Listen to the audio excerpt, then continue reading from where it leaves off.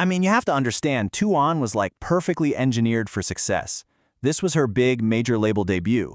It had the hottest producer at the time, DJ Mustard, and a feature from the amazing rapper Schoolboy Q.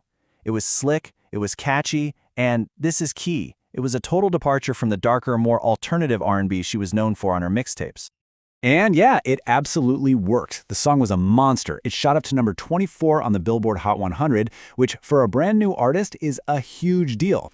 But you want to know what's even more telling? It hit number 1 on Rhythmic Radio and just stayed there. For a solid month, you literally couldn't get away from it. So let's talk about what that means in terms of actual sales. 2On was eventually certified 4 times platinum in the US. That's 4 million units. This wasn't just a hit song. It was a certified smash. So with that kind of momentum, you think the path to becoming the next A-list pop star was basically set in stone. But this is where the story gets complicated, and honestly, a lot more interesting. Because when her debut album, Aquarius, finally dropped, fans and critics started to realize that the artist behind this massive hit was way more complex than that one single suggested. And this is where you see the real tension in her early career. On one side, you have the super radio-friendly club-ready sound of 2On.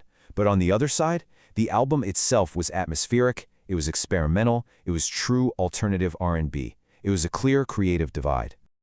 And let me tell you, the critics, they absolutely loved it. They praised the album's artistry, its unique sound, its depth. Rolling Stone loved its hazy mood, and people were making comparisons to legends like Janet Jackson and Aaliyah. So artistically speaking, this was a massive, massive win.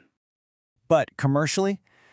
There was a disconnect. The album debuted at a very respectable number 17, but it sold just under 19,000 copies in its first week. Now, for an artist with a lead single that sold 4 million units, those numbers felt really low.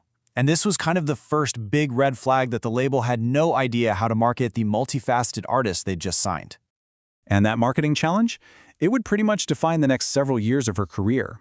A lot of fans and industry watchers even call what happened next the RCA curse, this whole period where her creative vision just kept clashing with the major label machine.